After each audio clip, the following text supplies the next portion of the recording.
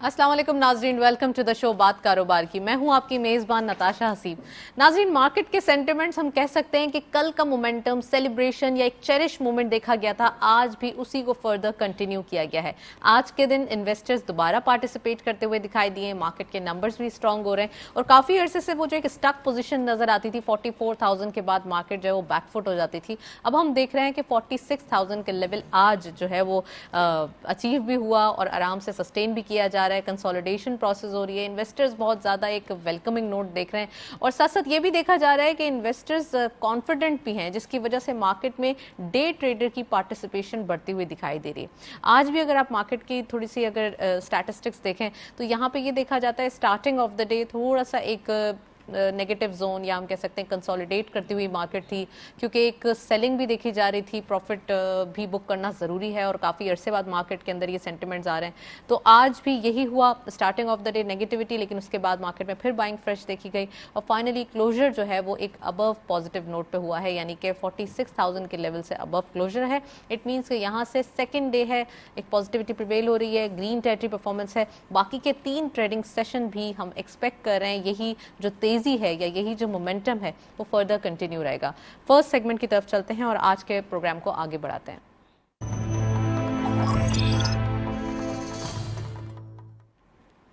Ji, topic of the day में आज हम बात करने वाले हैं प्राइम मिनिस्टर साहब के बारे में, क्योंकि प्राइम मिनिस्टर साहब जब कल इलेक्ट हुए हैं और चीज़ें जो है वो थोड़ी सी स्मूथ होती हुई दिखाई दे रही हैं बिजनेस पॉइंट ऑफ व्यू से, इकोनॉमिक पॉइंट ऑफ व्यू से।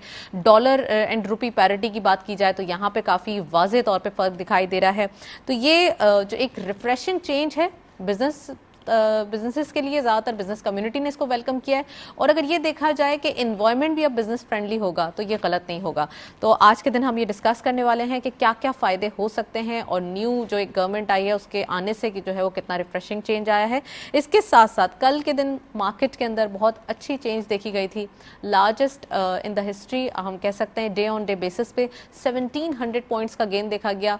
अगर हम बात करें 2018 की तो 1500 अबव पॉइंट्स का गेन देखा गया था और उसके बाद इतना गेन एक दिन में नहीं देखा गया था। कल के दिन की जो परफॉर्मेंस थी उसके ऊपर ही बात करेंगे और मार्केट के अंदर जो पोटेंशियल है बेसिकली वो बहुत मैटर करता है, तो वो भी आज हम बात करेंगे। और साथ साथ हम बात करेंगे इंटरनेशनल जो स्ट्रॉन्ग बायलैटरल रिलेशन होते जा रहे हैं, यानी कि बायलैटरल रिलेशन हमारे पहले भी जो एक फ्रेंडली कंट्री पाकिस्तान को बहुत अच्छा समझा जाता है, लेकिन अब काफ़ी स्ट्रॉन्ग हो गए हैं। कल भी हमने ये देखा कि जब से ही प्राइम मिनिस्टर साहब का एक अनाउंसमेंट हुई कि प्राइम मिनिस्टर साहब इलेक्ट हो गए तो यहाँ पे एक वार्म वेलकम नोट्स देखे गए डिफरेंट कंट्रीज़ की जानिब से, डिफरेंट ऑफिसेस की जानिब से। इट मीन्स कि यहाँ पे जो एक इन्वेस्टमेंट काफ़ी अरसे से रुकी हुई थी वो अब हम एक्सपेक्ट कर सकते हैं कि आती हुई दिखाई देगी।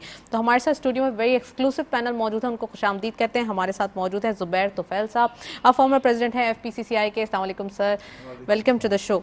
और हमारे साथ मौजूद हैं अमीन यूसुफ साहब, आप कैपिटल मार्केट एक्सपर्ट हैं, उनको भी खुशामदीद करें। अस्सलाम वालेकुम Amin sahab, welcome to the show. Programme का बाकायदा आगाज़ करेंगे ज़ुबैर तुफैल साहब से। ज़ुबैर साहब, एक रिफ्रेशिंग चेंज देखा गया है, एक न्यू प्राइम मिनिस्टर इलेक्ट होते हैं और चीज़ें स्मूथ होना शुरू हो जाती हैं। एक दिन और 2 दिन के अंदर ही वाज़े तौर पे फ़र्क दिखाई दे रहा है, चाहे वो रुपये के हवाले से बात करें, एप्रिसिएशन की कंटिन्यूस, और या फिर मार्केट की बात करें और फर्दर इकॉनमी की। प्लीज़। बिस्मिल्लाहिर्रहमानिर्रहीम। यकीनन आखिरी 2 दिनों ने जो है वो पॉजिटिव चेंज मार्केट सेंटीमेंट्स में देखे, स्टॉक मार्केट में भी देखा और रुपी एक्सचेंज रेट के ऊपर भी, जो लोग एक दफ़ा कह रहे थे कि जी 200 रुपये का हो जाएगा और वो फिर घटता हुआ जो है तकरीबन 182-183 रुपये पे आ गया। तो ये तमाम चीज़ें शो करती हैं कि जो भी चेंज आई है उसके ऊपर मार्केट जो है उसको अच्छी नज़र से देखती है। और प्लस जो भी नए प्राइम मिनिस्टर शहबाज शरीफ साहब आए हैं उनका ट्रैक रिकॉर्ड भी जो है काफ़ी अच्छा है। जब भी वो चीफ मिनिस्टर थे पास्ट में पंजाब में तो उन्होंने वहाँ पे बेहतरीन काम किए और बहुत सारे काम किए। ख़ास तौर पे रोड्स बनाने में उनका बहुत बड़ा रोल था, हॉस्पिटल्स बनाने में बहुत बड़ा रोल था। तो मैं समझता हूँ कि चंद दिनों के बाद आप देखेंगे कि यकीनन वो उसी पेस से दोबारा काम शुरू करेंगे और इसी वजह से उनको फ़ौरन ही जो है मुबारकबाद के पैगामात भी आना शुरू हो गए। तुर्की के सदर ने उनसे कल बातचीत की फ़ोन के ऊपर और कहा कि उनके आने से वो समझते हैं पाकिस्तान तुर्की के ताल्लुकात पहले से बेहतर होंगे। इसी तरह से इंडिया के वज़ीर आज़म मोदी साहब ने भी एक पैगाम भेजा, और उसके अलावा चाइना ने भी बहुत इनको वेलकम किया। साथ साथ ये भी कहा कि इनके आने से, शहबाज शरीफ साहब के आने से जो सीपैक है उसकी रफ्तार दोबारा से तेज़ होगी पहले की तरह। तो ओवरऑल जो है सेंटीमेंट्स बहुत अच्छे हैं। वजह यह है कि जो गुज़िश्ता 3-3.5 साल थे ये आम लोगों के लिए और कम आमदनी वाले लोगों के लिए बहुत सख्त थे। महंगाई जो थी वो उरूज पे थी, हर चीज़ खाना पीना इतना महंगा हो गया था, लोगों की आमदनी कोई नहीं बढ़ी और लोग मुश्किलात का शिकार रहे। कल वज़ीर आज़म साहब ने आते ही जो काम किया वो ये किया कि पेंशनर्स के लिए, कि जो पेंशनर्स हैं उनकी पेंशन्स में 10% उन्होंने इजाफा किया है। उसमें गवर्नमेंट के अलावा उन्होंने, और ये एक मच अवेटेड स्टेप था जिसको काफ़ी एक्सपेक्टेशन थी मगर हो नहीं रहा था, तो ये एक बहुत इसके अलावा शहबाज शरीफ साहब ने बिजनेसमैन से भी अपील की है। उन्होंने कहा कि आप लोग भी जो है अपने मुलाजमीन जिनकी तनख्वाह 1 लाख रुपए से कम है उनको भी 10% तनख्वाहें उनकी बढ़ाएं, और मैं समझता हूँ बढ़ानी चाहिए, क्योंकि सैलरीड क्लास जो है वो अभी भी बहुत तकलीफ़ के अंदर है और उनको हमें कोई ना कोई सहूलत देनी चाहिए ताकि वो भी अपनी ज़िंदगी को बेहतर। अच्छा, बिजनेस माइंड की बात हो रही है तो वो मिफ्ता इस्माइल साहब की ट्वीट थी, मैं देख रही थी कि वो बोल रहे थे कि अगर आप डेली वेज बढ़ाते हैं तो आप ये देखें कि मार्केट और इकोनॉमी के नंबर कितनी जल्दी स्ट्रांग हो रहे हैं। 2 दिन के अंदर मार्केट ने कितना रिकवर किया है और डॉलर कितनी जल्दी नीचे आया है। तो अगर आप यहाँ से इंक्रीज भी करते हैं तो आपका बिजनेस में फ़ायदा ही फ़ायदा है। देखिए, मैं समझता हूँ कि डॉलर का रेट आज जो भी है 182-83 जो है ये मज़ीद कम हो सकता है, ये बआसानी 180 रुपये तक आ सकता है। अभी जैसे सेंटीमेंट्स हैं, प्लस देखिए आखिरी चंद हफ्तों से मुल्क के अंदर जो है सियासी जो है सूरत हाल इतनी बेहतर नहीं थी, लेकिन जब आप एक्सपोर्ट की तरफ देखें ना, एक्सपोर्ट बराबर चल रही थी, एक्सपोर्ट में कोई कमी नहीं आई थी, इंडस्ट्रियल प्रोडक्शन में कोई कमी नहीं आई, बावजूद के सियासतदान जो थे वो असेंबली में आपस में एक दूसरे से लड़ रहे थे, उसके बावजूद भी ना एक्सपोर्ट कम हुई और ना आपकी फॉरेन रेमिटेंस कम हुई। तो सब लोगों को पाकिस्तान के ऊपर एतमाद है और मुझे यकीन है कि इंशाल्लाह आने वाले दिनों में मज़ीद बेहतरी आएगी, आपके रेमिटेंस भी बेहतर होंगी। पाकिस्तान के ऊपर एतमाद की बात हो रही है और रेमिटेंसेस की बात हो रही है, तो मैं ये ट्वीट दिखाना चाहती हूँ स्टेट बैंक ऑफ पाकिस्तान की, जिन्होंने इस बात की तायीद की है और इस जो रूमर्स थे उन रूमर्स को जो है वो फेक करार दिया है कि जैसे ही जब साबका हमारे प्राइम मिनिस्टर साहब इमरान खान का जो है वो नो कॉन्फिडेंस मोशन के थ्रू जब वो जो है वो वज़ीर आज़म नहीं रहे, तो उस वक्त ये एक रूमर चला, ये एक फेक न्यूज़ चली कि रोशन डिजिटल अकाउंट में आउटफ्लोज बहुत ज़्यादा जो है वो होते हुए दिखाई दे रहे हैं और रोशन डिजिटल अकाउंट में लोगों का भरोसा नहीं रहा। तो स्टेट बैंक ऑफ पाकिस्तान ने उसकी तायीद की और फिर उसके बाद ये बताया कि रोशन डिजिटल अकाउंट पे लोगों का एतमाद बरकरार है, क्योंकि हम सब पाकिस्तान से हैं और पाकिस्तान के लिए ही हम जो है वो अपने काम करते हैं या पाकिस्तान के लिए ही हमारी जो है वो एक काविशें होती हैं। तो यहाँ पे उन्होंने ये भी बताया कि $4 बिलियन जो है वो टोटल अमाउंट रेमिटेंसेस के हवाले से हो चुका है और यहाँ पे एक इनिशिएटिव जो कि रोशन डिजिटल अकाउंट ऐसा मौजूद है जिसके थ्रू अब पाकिस्तानी पैसे भेज सकते हैं पाकिस्तान के अंदर, वो भी ऑफिशियल चैनल के लिए। और इसके साथ साथ ये भी हम कह सकते हैं कि पाकिस्तानी जब पैसे भेज रहे हैं तो उनका एतमाद पाकिस्तान के ऊपर बहाल होता हुआ दिखाई दे रहा है। अमीन यूसुफ साहब भी मौजूद हैं, उनसे मजीद बात करते हैं। अमीन यूसुफ, एक थोड़ा politics no doubt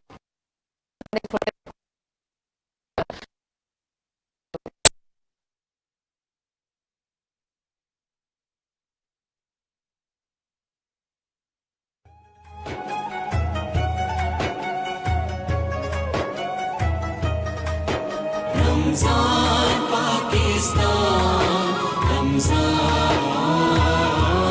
Pakistan.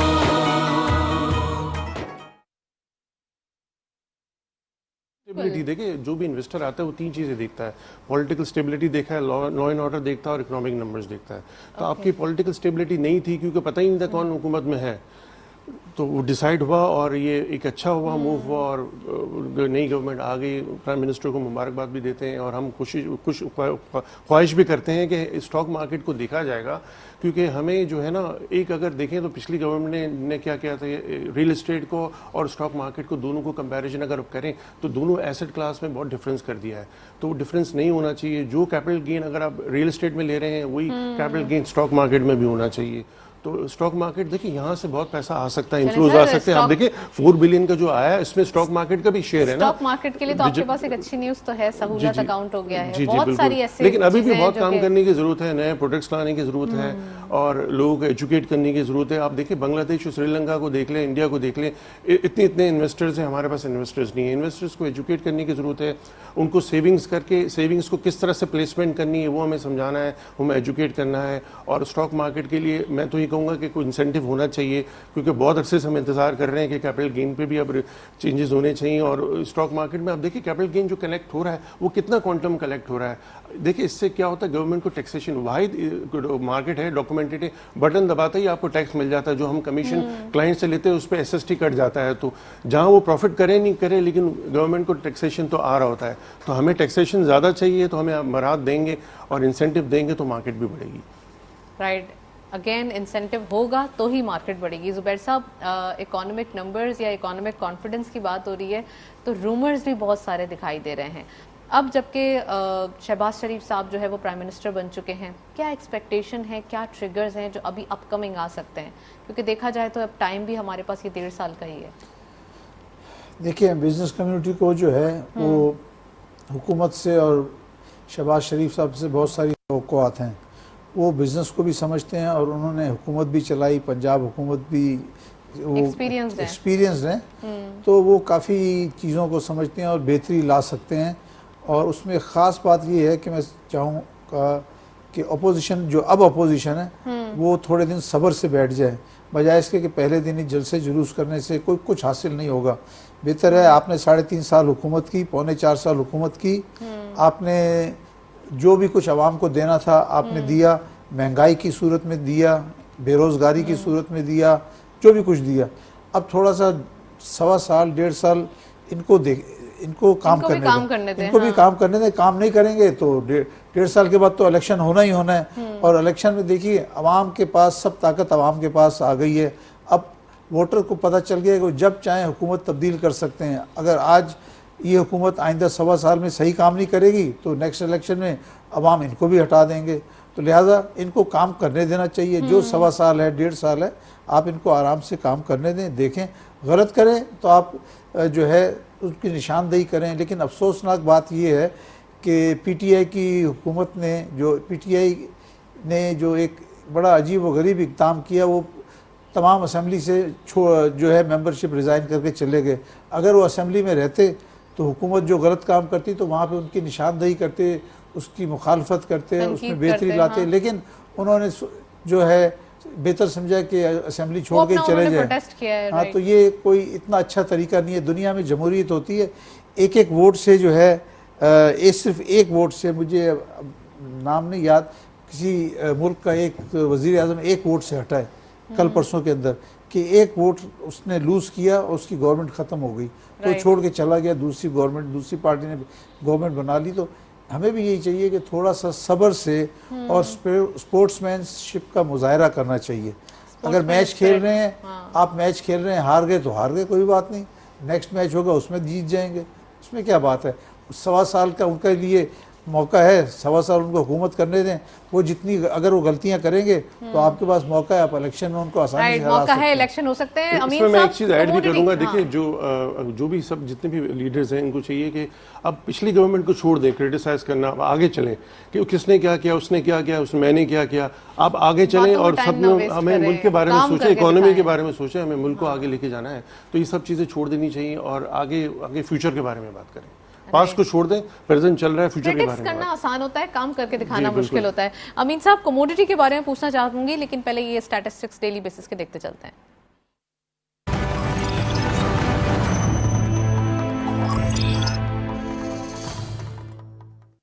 Commodities और फॉरेक्स के लेटेस्ट अपडेट आज के मार्केट में देखते चलते हैं क्या रही परफॉर्मेंसेस। गोल्ड की पर तोला प्राइस 1,32,200 रुपीज, गोल्ड पर 10 gram 1,13,340 rupees, international gold at per ounce $1954.57, oil WTI पर बैरल $96.81, ऑयल ब्रेंट क्रूड पर बैरल $101। करेंसीज में सबसे पहले यूरो बाइंग रही 196 rupees, selling was 198 rupees. UK pound buying रही 235 rupees, selling was 238 rupees. US dollar buying रही 183.5, selling was 185.5। Chinese yuan buying रही 23.55, selling was 23.95।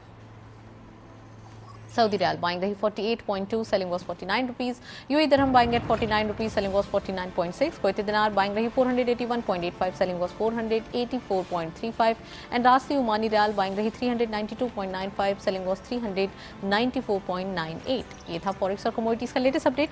Internationally oil price हम देख रहे हैं डेली बेसिस पे कोई अच्छी न्यूज़ आ रही है। आज भी WTI $96 के अराउंड दिखाई दे रहा है। इट मीन्स कि थोड़ा सा और अगर ये बैकफुट चीज़ें हो जाए तो बेहतरी आ सकती है इन्फ्लेशनरी नंबर्स में। और अगर बात की जाए गोल्ड प्राइसेस की तो ये बहुत हायर साइड पे दिखाई दे रहे हैं। अमीन साहब मौजूद हैं, कमोडिटी के जो एस्पेक्ट से भी बात करते हैं, तो आपसे पूछते हैं सर प्लीज़ ये बताइए कि कमोडिटी मार्केट कहाँ जाते हुए दिखाई दे रही है, नॉट ओनली पाकिस्तान, पूरे ग्लोबली अगर बात की जाए तो। देखिए लॉन्ग टर्म में अगर आप देखें तो कमोडिटीज़ की जो प्राइसेस है ना नीचे आएंगी, $70 तक नीचे आ सकती है। लेकिन देखिए आहिस्ता आहिस्ता कि जब तक नीचे आएंगी जब तक हायर साइड में जा रही है डेली नहीं बेसिस पे। हायर था, अब हायर से आप नीचे आ गए। हाँ।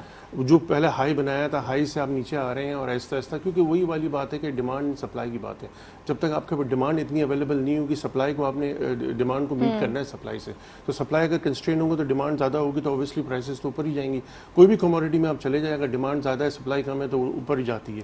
लेकिन अगर ये देखिए ये जो है ना, ये तो क्राइसिस वॉर की वजह से है ना, ये तो कोई डिमांड ड्रिवन क्राइसिस नहीं। जब भी इस किस्म की प्राइसेस होती है ना स्पेकुलेटिव, वो बर्स्ट करती हैं कमोडिटी की। आप देखेंगे 2 से 3 महीने में आप देखेंगे प्राइसेस जो है ना वापस नीचे आना शुरू हो जाएंगे और स्टेबलाइज हो जाएंगी, जो पुरानी प्राइसेस थी।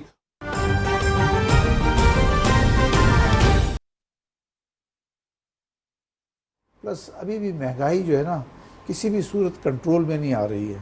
आज भी देखें, जैसे रमज़ान का महीना शुरू हुआ, यूरोप अमेरिका में जब क्रिसमस आती है तो चीज़ें सस्ती हो जाती हैं, और पाकिस्तान में जब ईद आती है ये तो बात चीज़ें है। महंगी हो मैं जाती हैं। अक्सर लोगों से ये पूछती हूँ बात कि हमारे यहाँ जब वेस्टर्न कंट्रीज में एक ब्लेसिंग, मंथ ऑफ ब्लेसिंग आ रहा है और आपने जो है वो उस पर सेल लगा दी या फिर उसको जो है वो इंसेंटिव्स दे दिए, पाकिस्तान में ये होता है। लेकिन अब डिफरेंट मिला जुला रुझान देखा जाता है, डिफरेंट एनालिटिकल व्यूज़ देखे जाते हैं। जब मैं अक्सर लोगों से पूछती हूँ तो वही कहते हैं हाँ भाई ये मुसलमान है, लेकिन कुछ लोग ये कहते हैं कि नहीं ऐसा है कि डिमांड और सप्लाई का इशू होता है जिसकी वजह से चीज़ें जो है वो बहुत मैस हो जाती हैं।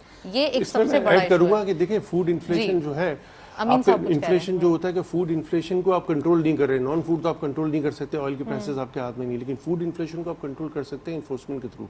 जो चीज़ फार्मर उगाता है उसको नहीं मिलता, वो मिडलमैन जो चेन है वही खा जाती है, उसको आपने ख़त्म करना है। वो जब तक नहीं ख़त्म करेंगे ये महंगाई आपकी ख़त्म नहीं होगी। दूसरी करंट महंगाई जो है वो रशिया की यूक्रेन वॉर की वजह से भी है। इस वक्त जो पेट्रोल की कीमत ऊपर है, अगर आज ये वॉर बंद हो जाती है और दुनिया में रशिया से ऑयल फ्लो होना शुरू हो जाता है तो यकीनन जो मौजूदा प्राइसेस है ये कम हो जाएंगी, ये प्राइसेस कम हो जाएंगी। तो इसकी एक वजह रशिया यूक्रेन वॉर है।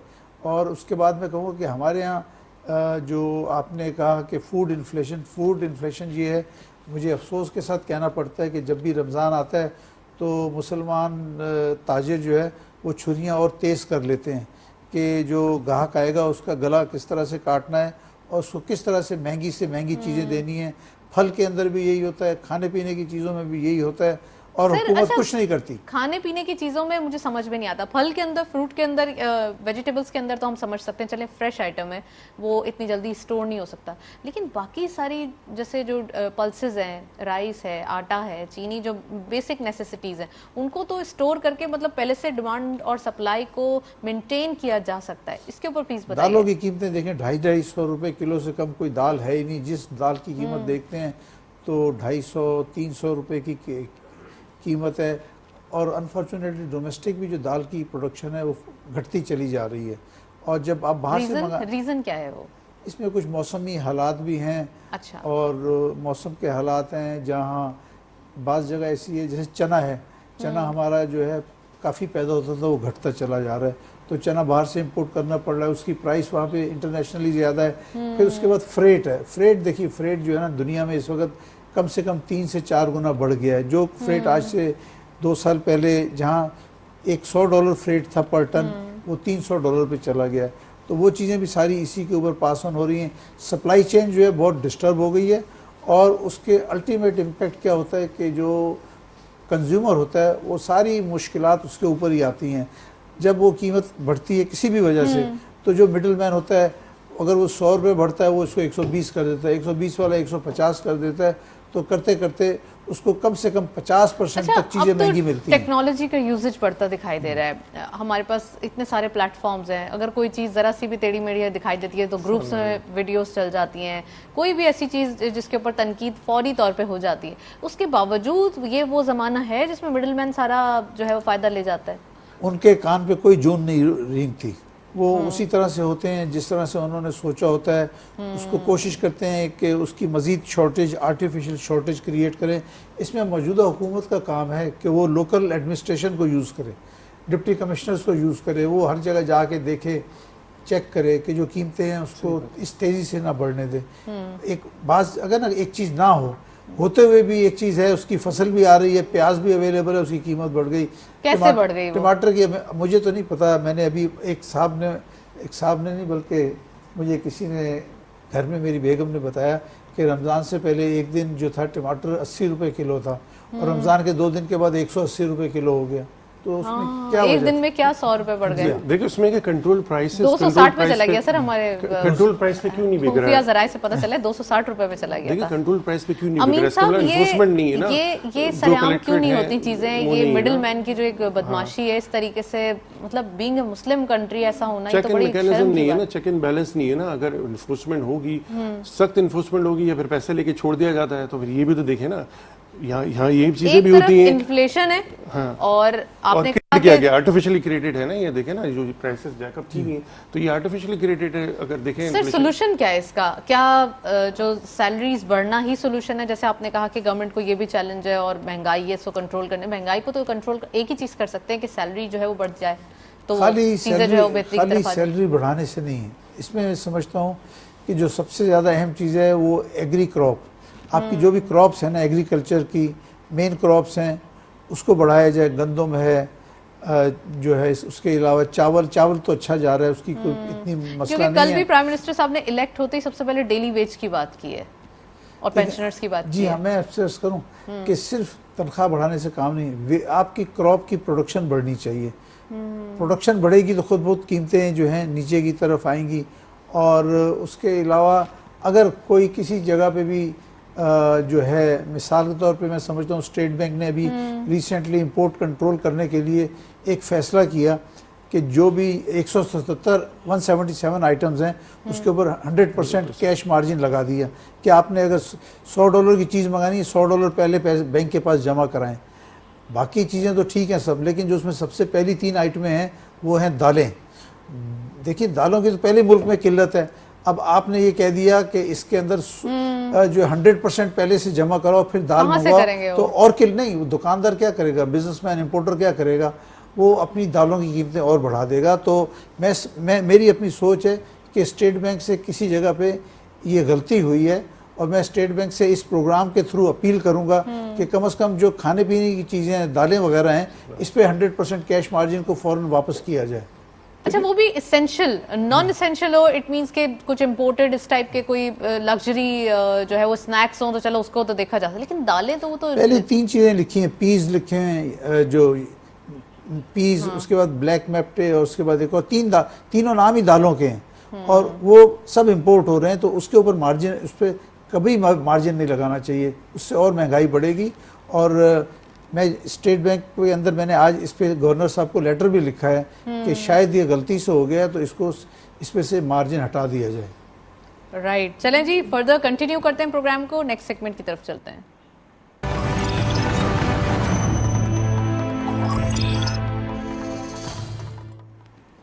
डेली परफॉर्मेंस देखते चलते हैं, आज की परफॉर्मेंस क्या रही। ओपन हुई मार्केट 46,144.96 के लेवल पर, हायर साइड मार्केट गई 46,459.26, लोअर वाज 45,896.46 एंड हम कह सकते हैं कि आज के दिन हमने लोअर नोट भी मार्केट का देखा है। फाइनली क्लोजर 46,407.26 का, यानी कि 262.3 का गेन देखा गया। सेटलमेंट के बाद ये नंबर्स देखे जा रहे हैं। स्टार्टिंग में हमने देखा था कि 300 तक जो है वो क्लोजर में टाइम आ रहा था। Next please. Currently 492.82 million shares turnover में देखे गए हैं। चेंज रहा 64.65 मिलियन शेयर्स का। एक नेगेटिव में हम कह सकते हैं 13.84 billion rupees value is very good. Volume leaders में only one script big in green territory. WTL इस लिस्ट को लीड कर रहे हैं 0.06 के डिक्लाइन के साथ। 2.07 पे क्लोजर। 62.03 मिलियन शेयर्स ट्रेड किए गए। टेलीकार्ड 0.73 का गेन देखा गया। 16.96 पे क्लोजर रहा। 32.52 मिलियन शेयर्स जो है वो ट्रेड किए गए। फ्लाइंग नेक्स्टली 0.83 का डिक्लाइन। 8.8 पे क्लोजर। 30.69 का कारोबार रहा। ये था वॉल्यूम लीडर्स। मार्केट की करंट परफॉर्मेंस ओवरऑल हम देख रहे हैं। मार्केट के नंबर्स डेली बेसिस पे स्ट्रांग हो रहे हैं। वैल्यू वाइज अगर बात की जाए तो कल के दिन भी 13 बिलियन रुपीस की वैल्यू देखी गई। आज भी जो है वो अच्छी वैल्यू देखी जा रही है।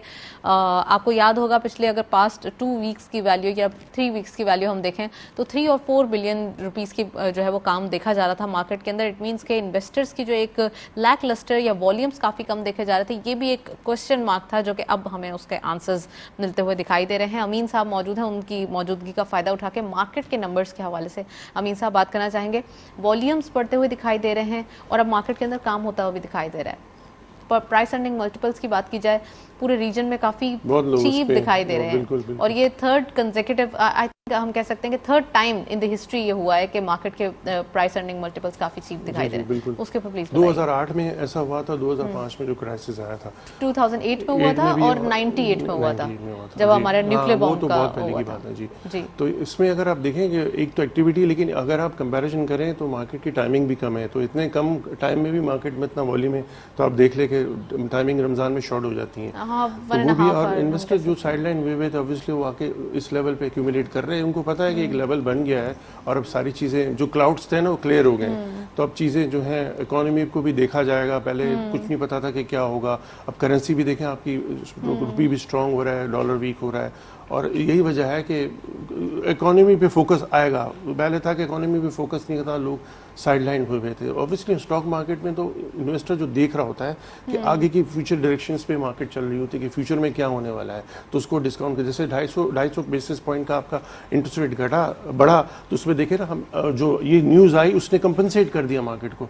अगर ये न्यूज़ नहीं होती तो मार्केट आपकी 2000 पॉइंट माइनस हो चुकी होती। तो आप ये देखें, ये भी देखें, ये न्यूज़ की वजह से ये बिल्कुल था क्योंकि ये अचानक हुआ ना। देखिए अनाउंस भी नहीं हुआ और अनाउंस हो गया शाम में कि भाई ये 250 बेसिस पॉइंट बढ़ गया। तो सरप्राइज था ये बहुत बड़ा।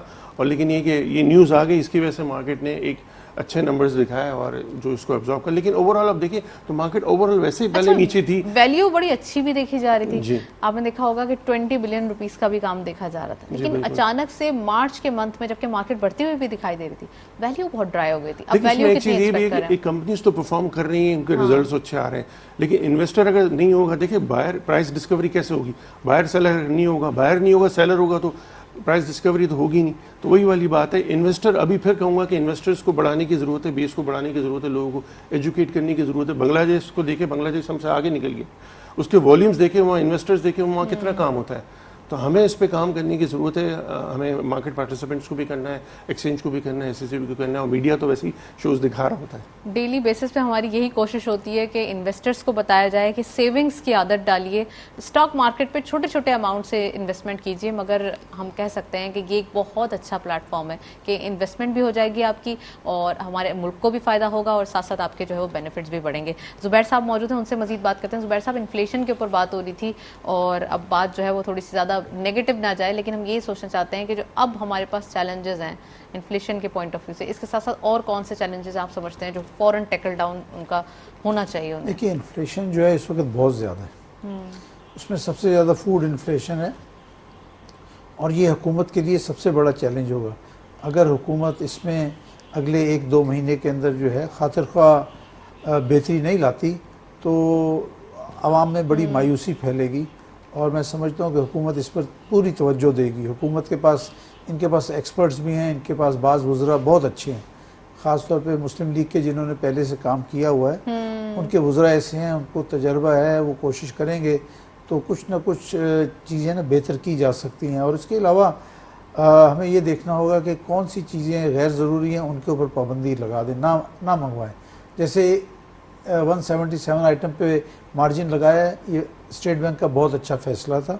सिर्फ इसमें से खाने पीने की दालें निकाल दें, बाकी सब पे बेसिक नेसेसिटीज निकाल दें, जो एक वो है, जी हाँ, बाकी बाकी चीज़ों पे सख्ती रखें और लोगों को जो है, और मैं समझता हूँ कि थोड़ी कार की भी इंपोर्ट्स पे भी देखना चाहिए। वो तो बहुत इस ज्यादा हो वक्त रही है सर। देखें- आज ही मैं नंबर्स देख रही थी कि कार के इंपोर्ट्स बहुत ज्यादा बढ़ रही देखिए हैं। मैं आपसे अर्ज करूँ कि जो इलेक्ट्रिक व्हीकल्स हैं इसके अंदर महंगी महंगी गाड़ियाँ बहुत आ रही हैं। वो गाड़ियाँ जिनकी कीमतें 1.5 करोड़ से लेकर 3 करोड़ तक की हैं, वो अभी पाकिस्तान में एक ऐसा सेगमेंट है जिनके पास बहुत पैसा है और वो ये सारी महंगी गाड़ियाँ खरीद रहे हैं। इसके ऊपर पाबंदी लगनी चाहिए, चाहे उसके पास पैसा हो तो भी। अब उनका कहना ये है कि जी इलेक्ट्रिक व्हीकल मंगाने से पेट्रोल तो खर्च होगा नहीं, फिर क्यों पाबंदी लगाई जाए। एक आर्ग्यूमेंट मैं एक और चैनल पे गया था तो यही बात हुई थी। उन्होंने कहा नहीं ये इलेक्ट्रिक व्हीकल आनी चाहिए, पेट्रोल तो यूज़ होता नहीं है, नंबर एक। नंबर दो, उसमें हुकूमत को बहुत सारा रेवेन्यू मिलता है। हाँ, ये बात यकीनन इम्पोर्ट दुरुस्त के है, ऊपर हाँ। बहुत रेवेन्यू मिलता है और डोमेस्टिक प्रोडक्शन जो हो रही है वहाँ पे भी गवर्नमेंट को एवरेज 7-8 लाख 10 लाख रुपए एक एक गाड़ी पे सेल टैक्स मिलता है। तो गवर्नमेंट के पास रेवेन्यू का बहुत अच्छा जरिया है, लेकिन हमें चाहिए कि ज़्यादा से ज़्यादा जो है वो इंडस्ट्री Import को चलाएं, discourage इम्पोर्ट करें। डिस्करेज करें, लोकल इम्पोर्ट सब्स्टिट्यूशन हो, और उसके साथ साथ जो कंस्ट्रक्शन इंडस्ट्री है इसको और सपोर्ट दी जाए। इसलिए एक इंडस्ट्री जो कंस्ट्रक्शन की है इसके साथ तकरीबन 35 के करीब और इंडस्ट्रीज हैं जो इससे रिलेटेड हैं। उसमें सीमेंट से शुरू होकर स्टील होता है, ग्लास होता है, वुड होता है, टाइल्स होती है, सैनिटरी होती है। तो ये सारी A lot of इसको industries, अच्छा, हाँ। उसके बाद वहाँ पे बहुत सारे लाखों रोज़गार पैदा होते हैं। और खुशी की बात यह है कि इस वक्त पाकिस्तान में जो कंस्ट्रक्शन है वो कराची से ले के पेशावर तक हर बड़े छोटे शहर में हो रही है। हैदराबाद में भी हो रही है, कोयटा में भी हो रही है, फैसलाबाद में, लाहौर में, मुल्तान में, गुजरांवाला, सब सर जगह। लेकिन कंस्ट्रक्शन बढ़ती हुई दिखाई दे रही है, लेकिन हो ये रहा है कि वहाँ यहाँ पे एग्रो बेस्ड कंट्री होने के बावजूद हमारी जो एग्रीकल्चर यील्ड है वो कम होती हुई दिखाई दे रही है। देखिए उसके अंदर तो मैं समझता हूँ कि यूनिवर्सिटीज़ का और रिसर्च सेंटर्स का काम है कि वो ऐसा बीज लेकर आएँ कि जिससे उनकी पैदावार ज़्यादा हो। हमारे पड़ोसी मुल्क में ही जो है वो गंदम की पैदावार हमसे कहीं ज़्यादा है, पर एकड़ यील्ड जो है बहुत ज़्यादा है, तो हमें उनसे सीखना चाहिए। और चावल के मामले में चाइना से देखना चाहिए कि चाइना के पास भी जो बीज है उससे चावल की पैदावार बहुत ज़्यादा होती सर है। हम तो वैसे ही 5th लार्जेस्ट प्रोड्यूसर तो हैं ही, फिफ्थ चावल के ऊपर तो बहुत अच्छा काम हो रहा है। और ऊपर आना चाहिए 5th लार्जेस्ट से। और प्लस देखें गंदम भी जो है पाकिस्तान तकरीबन 26 मिलियन टन पैदा करता है। अगर इसमें और कोशिश की जाए तो हम 28-30 मिलियन टन भी पैदा कर सकते हैं। हम 2-3 मिलियन एक्सपोर्ट भी कर सकते हैं। इस वक्त गंदम की कीमत भी बहुत ज़्यादा है, दुनिया में गंदम की कीमत बहुत ज़्यादा है। अगर हमारे पास सरप्लस होता तो इसी गंदम को एक्सपोर्ट करके हम बहुत बड़ा फॉरेन एक्सचेंज भी हासिल कर सकते थे। इसमें मैं थोड़ा सा ऐड जी, करूंगा। अमीन साहब, जुबैर साहब please। ने कहा कि जो अगर किसी ने गाड़ी मंगानी, कुछ भी मंगाना है तो ओपन मार्केट से वो डॉलर ले। हमारा स्टेट बैंक का डॉलर यूज़ नहीं करे, अगर उसको करना है तो वो अपने पैसा लगा ले। तो इससे होगा कि आपका रिजर्व डिप्लीट नहीं होगा ना। अब ओपन मार्केट से ले लें और ओपन मार्केट से लेके हम इम्पोर्ट कर लें, रेमिटेंस कर दें। बिल्कुल, तो वो जो हमारा स्टेट बैंक तो आपको डॉलर नहीं देगा, ओपन मार्केट में भी डॉलर अवेलेबल होता है, ओपन मार्केट से ले लें। क्योंकि देखिए अकाउंट होल्डर के पास भी जो स्टेट बैंक के रिजर्व है और स्टेट बैंक के रिजर्व के गवर्नमेंट के रिजर्व के साथ अकाउंट होल्डर के भी तो पैसा पड़ा हुआ है ना, वो बैंकों में जो डिपॉजिटर का पैसा तो पड़ा हुआ है। तो ये हो सकता है। और प्लस आप कह रहे हैं कि टारगेटेड आपने सब्सिडी देनी है। देखिए सब्सिडी आप ऑयल लेकिन की फिर भी सबको दे रहे डॉलर हैं। तो जाएंगे ना हमारे मुल्क से, ये तो होगा लेकिन ना। ओपन वो मार्केट ऐसा से होगा। फॉरेन एक्सचेंज ऐसा सही कह रहे हैं। बांग्लादेश में भी ऐसा है कि बांग्लादेश में कई आइटमों पे ऐसा है कि आपने इंपोर्ट करना है, ओपन मार्केट से डॉलर खरीदें और खुद से ओके, इंपोर्ट करें। तो ये पाकिस्तान अच्छा में भी इसके हम- ऊपर हम करेंगे और प्रोग्राम इस में वक्त मजीद इस वक्त बात, जो है क्योंकि देखिए ये- हमारा एक्सचेंज रेट जो है ना, एक्सचेंज रिजर्व बराबर घटता चला जा रहा है। तो इसके अंदर बड़ी एहतियात की ज़रूरत है, हुकूमत को भी, स्टेट बैंक को भी। मैं समझता हूँ जहाँ भी हो सकता है आपको फॉरेन एक्सचेंज को बचाना चाहिए। जो गैर ज़रूरी इम्पोर्ट है उसको डिस्करेज किया जाए। जी अच्छा, इसमें जो देखें आप सबको दे रहे हैं सब्सिडी ऑयल की, हमें चाहिए कि टारगेटेड जो डिजर्व करते हैं उनको दें, हर एक को नहीं दें। तो इसका ऐसा कोई मैकेनिज्म बनना चाहिए। कैसे सर, देखिए, कैसे उसका मैकेनिज्म तरीकाकार बनेगा? मैं बताता हूं। मोटरसाइकिल वाले को दें। नहीं, उसका तरीकाकार आप सबको बोले कि हर एक को रिटर्न फाइल करना है इनकम टैक्स का। मोटरसाइकिल वाले को दें, कार को नहीं दें। ये सर क्या आगे वो कार्ड बनवा लेंगे? देखिए दुनिया भर में होता है कि आपको रिटर्न इनकम नहीं भी जीरो भी आप फाइल करें। जब आप जीरो फाइल करेंगे तो आपकी इनकम आ जाएगी, फिर आपको सब्सिडी देना आसान हो जाएगा कि भाई आपकी इनकम क्या है। उस हिसाब से तो दुनिया भर में यही होता है कि अगर जो लोअर इनकम है उसको सब्सिडी दी जाती है, गवर्नमेंट उसको अच्छा, रिफंड देती है। एक और रिसर्च सामने आई थी कि बैंक अकाउंट्स के साथ थोड़ी सी डिटेल्स को टैक्स की कनेक्ट किया जाए तो काफी सारी चीजें सामने आ जाएंगी। ऐसा हो सकता है? फिर बिल्कुल हो कमर्शियल बैंक्स का कारोबार वो बिल्कुल जो हो जाएगा। बिल्कुल बिल्कुल हो सकता है। अगर आप एक्सचेंज को देखना शुरू करें, लेकिन लोग शोर मचाएंगे जैसे अगर ये POS आया था टैक्स के हवाले से तो कितना शोर मचा नहीं, था? बहुत अच्छी बात है। पॉइंट ऑफ सेल की जो मशीनें लगी हैं, तो वहाँ से जो टैक्स जमा होता है सीधा गवर्नमेंट की Direct, किटी में जाता है। तो इसी तरह, लेकिन मैं समझता हूँ कि पेट्रोल की कीमत बहुत ज़्यादा हो गई है और लोगों की आमदनी बढ़ी नहीं है। तो ये मेरी ज़ाती सोच है कि कम से कम कोई ऐसा मैकेनिज्म बनाना चाहिए कि जो मोटरसाइकिल वाला है उसको सस्ता पेट्रोल मिले, उसको कम से कम 10-15 रुपए जितना भी हुकूमत सब्सिडी दे सकती है वो दे, और वो मोटरसाइकिल रिलेटेड कार्ड मतलब उसके जो है उसको कार्ड इशू किया जाए, उसके मुताबिक वो वहाँ से ले। अब रहा कार का, लेकिन जो कार अफोर्ड कर सकता है वो 10-15 रुपए महंगा पेट्रोल भी खरीद सकता है। मोटरसाइकिल, बहुत ऑटो अच्छी रिक्शा suggestion है। या फिर और- कमर्शियल जो व्हीकल है, नहीं, बहुत सी सजेशन इससे कि आप डेटा भी पुल आउट कर सकते हैं ना, जो मोटरसाइकिल का टैक्सेशन का है, जो मोटर व्हीकल का, उससे निकल जाएंगे कि किस किस के पास मोटरसाइकिल है, तो वो तो बहुत आसान हो जाएगा। अच्छा चीजें तो बहुत सारी हैं और हमारे पास क्या हम कह सकते हैं ना कि रास्ते भी बहुत सारे हैं। आइडिया ये है कि काम किस चीज पे होता है तो वो मैटर करता है। लेकिन मसला ये कि जो काम करेगा वो बंदा भी तो सही हो ना, जो एंड ऑफ द डे जो बंदा है जिसने ये सारी चीज़ें मैनेज करनी है, तो वो भी तो ऑनेस्ट और फेथफुल और सिंसियर हो ना। अगर वो ही नहीं होगा तो काम कैसे होगा? देखो, ऊपर से तो ऑर्डर आ जाते हैं, लेकिन एक चीज़ उसको इम्प्लीमेंट कराने के लिए भी तो बंदा ही करता है, रिपोर्ट तो नहीं करेगा, वो भी इंसान ही है।